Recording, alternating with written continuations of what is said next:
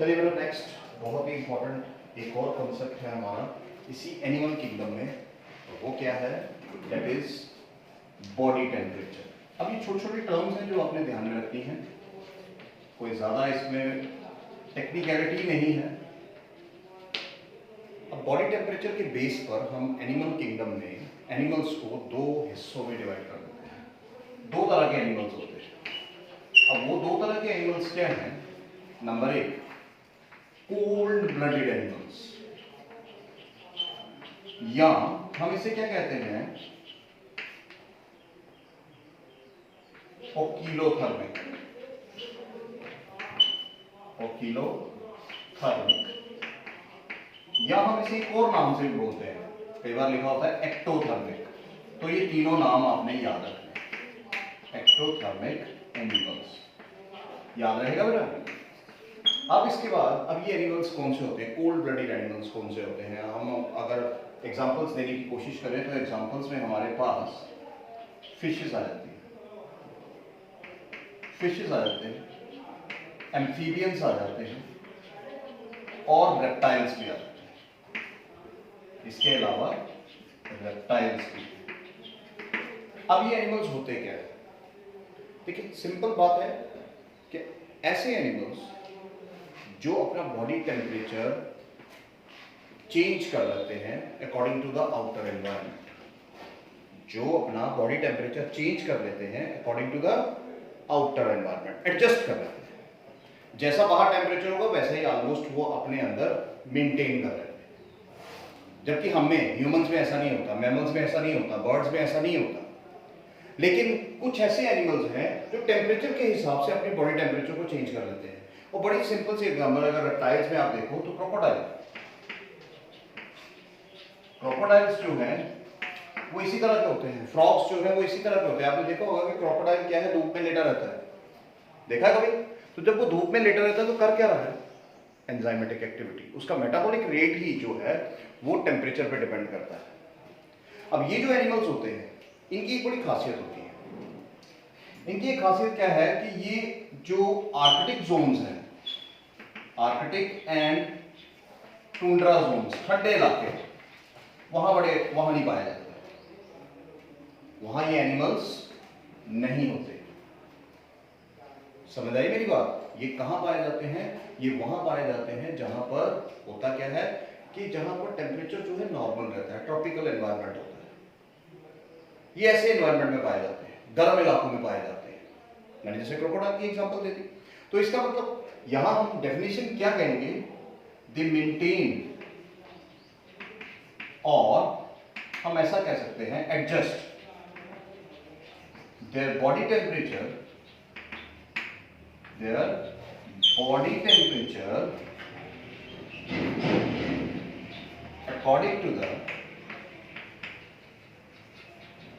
according to the outer environment। तो याद रखिएगा ये चीज, यानी वो एडजस्ट करते हैं। और ऐसा क्यों करते हैं? मैंने पहले कह दिया, अपने मेटाबॉलिक एंजाइमेटिक एक्टिविटी वो ज्यादा होती है। एंजाइमेटिक एक्टिविटी क्या होती है? वो ज्यादा रहती है। अब देखो अनदर वेरी इंपॉर्टेंट थिंग, दूसरे जो एनिमल्स आते हैं वो कौन से हैं? वो हमारे आते हैं वार्म ब्लडेड एनिमल्स। तो चलिए हम वार्म ब्लडेड को देख लेते हैं। अब देखिए इनके भी नाम इसी तरह से हैं, जैसे मैं यहां लिख रहा हूं वार्म ब्लडेड, या हम इसे क्या कहते हैं, इट इज होम्योथर्मिक, ये भी सेम चीज है, सेम एनिमल्स हैं। यहां कई बार लिखा होगा एंडोथर्मिक एनिमल्स। तो आप याद रखिएगा ये सारी चीजें बिल्कुल सारे एनिमल्स सेम हैं, एक ही टर्म को डिपिक्ट करते हैं। अब क्या डिपिक्शन है यहां पर, क्या एनालिसिस है यहां वार्म ब्लडेड का? देखिए यहां एग्जांपल दे देते हैं। एग्जांपल सबसे इंपॉर्टेंट क्या आती है हमारी, एग्जांपल्स हैं, what is that example? Example is your birds, mammals, ये सारे हमारे क्या आते हैं, ये सारे के सारे जितने भी हैं वो सब वार्म ब्लडेड में आते हैं। अब ये वार्म ब्लडेड का मतलब यहां हम क्या लेंगे कि ये वो ऐसे एनिमल्स हैं जो अपना बॉडी टेम्परेचर मेंटेन रखते हैं, बाहर जो मर्जी हो, बाहर जैसा मर्जी टेम्परेचर हो, बाहर से 0 डिग्री है लेकिन इनका बॉडी का टेम्परेचर वैसा ही रहेगा जैसा रहना चाहिए, क्योंकि इनका जो बॉडी टेम्परेचर है वो मेंटेन रहता है, क्योंकि इनकी जो एंजाइमेटिक एक्टिविटी है या मेटाबॉलिक रेट है वो किस पे डिपेंड करता है? टेम्परेचर पे। अगर बॉडी टेम्परेचर मेंटेन रहेगा तो इनका मेटाबॉलिक रेट जो है वो बढ़ता जाएगा, वो बिल्कुल वैसा ही रहेगा, बढ़ता जाएगा मतलब बिल्कुल ठीक ठाक रहेगा। और इसीलिए हम यहां क्या डेफिनेशन देते हैं? दे मेंटेन देयर बॉडी टेम्परेचर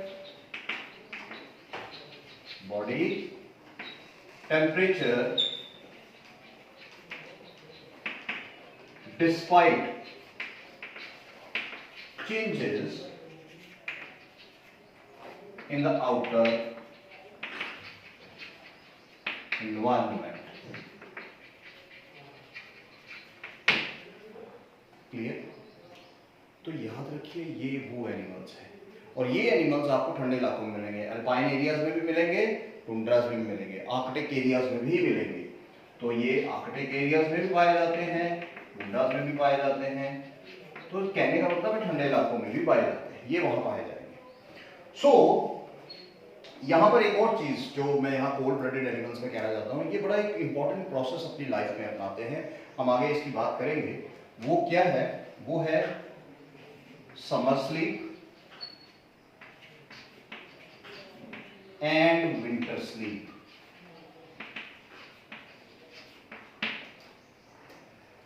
देखो समर स्लीप करते हैं या विंटर स्लीप करते हैं। अब समर स्लीप क्या है? समर स्लीप को हम एक टर्म यूज करते हैं, दैट इज एस्टिवेशन, और विंटर स्लीप हम क्या कहते हैं? हाइबरनेशन। अब जैसे जैसे हम आगे एनिमल किंगडम बढ़ाएंगे हम ये बात करेंगे एस्टिवेशन और हाइबरनेशन की, तो ये याद रखिएगा। तो अब ये दोनों जो है आपने दिमाग में रखने हैं, कौन से एनिमल्स वार्म ब्लडेड है, कौन से कोल्ड ब्लडेड है। अगर ह्यूमंस की बात कीजिए तो वी आर वार्म ब्लडेड, हम अपना टेम्परेचर मेंटेन रखते हैं 37 डिग्री पे, 37 डिग्री सी पे हम मेंटेन रखते हैं, क्योंकि हमारी एंजाइमेटिक एक्टिविटी इसी पे डिपेंड करती है। हम बीमार होते हैं, आपने देखा होगा जब हमें बुखार होता है तो क्या होता है? भूख लगती है ना, चेहरा पीला पड़ जाता है, टंग का रंग जो है चेंज हो जाता है, कड़वी हो जाती है। वो क्या होता है? वो बुखार जब हो जाता है हमारी बॉडी का टेम्परेचर बढ़ जाता है, सेट नहीं होता, बढ़ जाता है। तो बढ़ने के साथ क्या होता है कि हमारी एंजाइमेटिक एक्टिविटी स्लो हो जाती है, इसीलिए उस वक्त हमें भूख नहीं लगती। तो जब हम बुखार से ठीक होते हैं, टेम्परेचर रीसेट हुआ तो हम ठीक हो जाते हैं, फिर से वैसे मेटाबॉलिक रेट इंक्रीज हो गया। तो एंजाइम हमारे खास तौर पे जो वार्म ब्लडेड एनिमल्स हैं, इनमें जो एंजाइम्स है, आप चैप्टर पढ़ेंगे वहां पर जो एंजाइम्स है वो किस रेट पर काम करते हैं? 25 degree C to 40 degree C पे बेस्ट काम करते हैं। तो इसीलिए हमारी बॉडी का टेम्परेचर जो है 37 डिग्री सी होता है, और हमारी बॉडी का जो वर्क है, जो मेटाबॉलिक रेट है, वो इस टेम्परेचर पे बिल्कुल परफेक्ट रहता है। तो ये दोनों टर्म्स आपने बिल्कुल ध्यान से अंडरस्टूड, क्लियर है सबको? अब इसके बाद नेक्स्ट आ जाता है हमारा बहुत ही important, that is germ layers, जो आपको इस एनिमल किंगडम में बिल्कुल याद रखना है। अब देखो जर्म लेयर्स क्या होती है।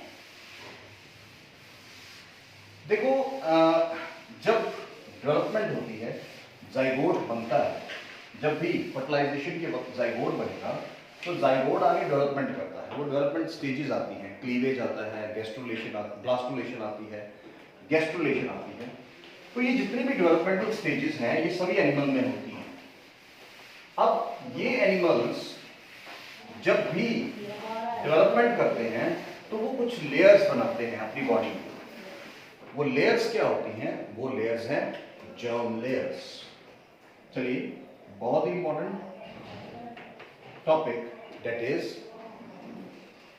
Germ layers.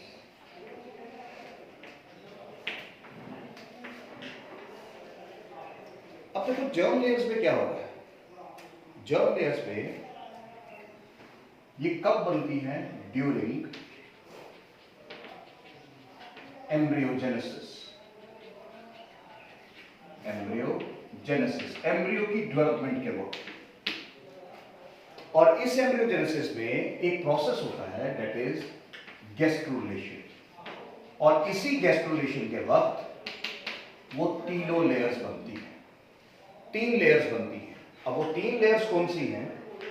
देखिए, पहली जो बनती है दैट इज एंड्रोडर्म। चलिए हम सीरीज में लिखते हैं। सबसे बाहर वाली लेयर जो बनती है दैट इज आउटर एक्टोडर्म। जो यहां सबसे अंदर बनती है that is endoderm, inner endoderm. और सबसे जो मिडल में बनती है, क्योंकि ये आउटर और इनर हो गया, अब जो मिडल में बनती है that is mesoderm. So it is middle layer. ये मिडल लेयर है। अब देखो, अब पहले हम एक बेसिक टर्म ले लेते हैं। अब देखो, जो ये जिन एनिमल्स में ये लेयर्स होती है एक्टोडर्म और एंडोडर्म, 2 लेयर्स होती है। जिन एनिमल्स में ये 2 लेयर्स है ectoderm and endoderm, these are diploblastic. इन ऑर्गेनिजम्स को हम क्या कहते हैं? Diploblastic animals. जिनमें भी क्या होगा? जिनमें भी आउटर एक्टोडर्म होगी और इनर एंडोडर्म होगी, यानी सिर्फ 2 ही layers, in which only 2 germ layers are present, such animals are known as diploblastic. अब वो एनिमल्स जिनमें ये तीनों होंगी, एक्टोडर्म भी, एंडोडर्म भी और मेसोडर्म भी, ये तीनों अगर जिसमें होंगी, those animals are known as triploblastic animals. और इन जर्म लेयर्स का फायदा क्या है? इन जर्म लेयर्स का एक ही काम होता है। यहां कई बार क्वेश्चन आता है 12th क्लास में, fate of germinal layers. Fate of germinal layers. अब ये फेट ऑफ जर्मिनल लेयर्स क्या है कि ये करती क्या है, इनका फ्यूचर क्या है? फ्यूचर क्या है? देखिए, इनका एक ही काम है, organogenesis. It is organogenesis. Clear? इनका क्या काम है? ऑर्गेनोजेनेसिस। ऑर्गन, जितने भी हमारे बॉडी के किसी भी एनिमल के ऑर्गन्स बनते हैं, सारे ऑर्गन्स, वो सारे ऑर्गन्स क्या बनाते हैं? External as well as internal, वो ये लेयर्स ही बनाते हैं। क्लियर? तो इसीलिए ये जर्म्स लेयर्स बहुत इंपॉर्टेंट होती है। अब देखिए, एक डायग्राम से समझने की कोशिश करते हैं कि जिनमें डिप्लोब्लास्टिक क्या हुआ और ट्रिप्लोब्लास्टिक क्या हुआ। अब देखो, डिप्लोब्लास्टिक की अगर हम बात करें, यहां पर क्या है, ये सबसे, अगर हम अंदर वाली लेयर लेते हैं, ये आ गई हमारी सबसे अंदर वाली layer, it is the endoderm. और ये एंडोडर्म हम इस तरह से ड्रॉ करते हैं ताकि हम अच्छे तरीके से इसको समझ सकें। ये एंडोडर्म आ गई, मान लेते हैं ये एंडोडर्म लेयर, ठीक है। अब इसके बाहर हमारे कई बार ऐसे एनिमल्स होते हैं जिनके बाहर ये एक और कोई लेयर नहीं होती, सिंपल स्पेस है। ये आपको स्पेस दिखाई दे रही है? और इसके बाहर क्या होता है? एक और लेयर होती है, दैट इज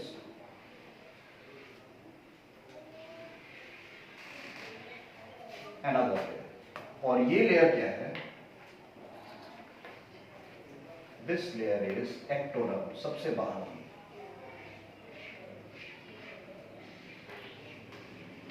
ये लेयर हमने ड्रॉ की। तो कहने का मतलब क्या है कि ये कौन से एनिमल्स होंगे? देखिए, ये कौन से एनिमल्स है? ये है डिप्लोब्लास्टिक, जिनमें सिर्फ 2 ही लेयर्स होती है, outer ectoderm,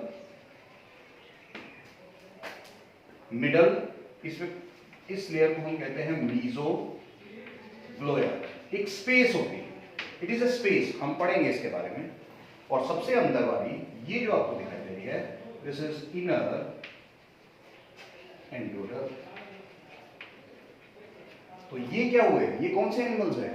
these are, remember, diploblastic. सिर्फ 2 ही लेयर्स दिखाई दे रही है बेटा, 2 लेयर्स दिखाई दे रही हैं।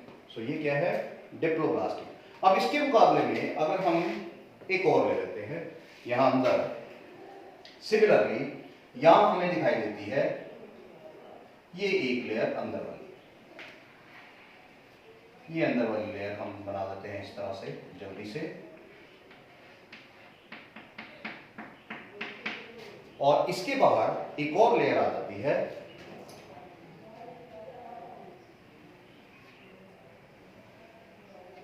और इस लेयर को भी ऐसे बना देते हैं।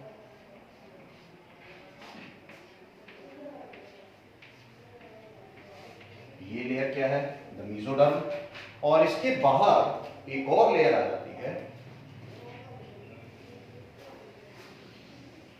Formation of 3 layers. अब मैं इसको थोड़ा सा डिफरेंट बनाता हूं ताकि क्लियरेंस ज्यादा हो जाए, हालांकि तीनों कलर्स सिमिलर है, डिफरेंट है। ये हमने तीसरी लेयर, एक हाइपोथेटिकल दे रहा हूं ताकि आपको ये समझ आ जाए। अब देखो यहां क्या हुआ, 3 लेयर्स बनी, ये कौन सी है, ये है बाहर वाली एक्टोडर्म,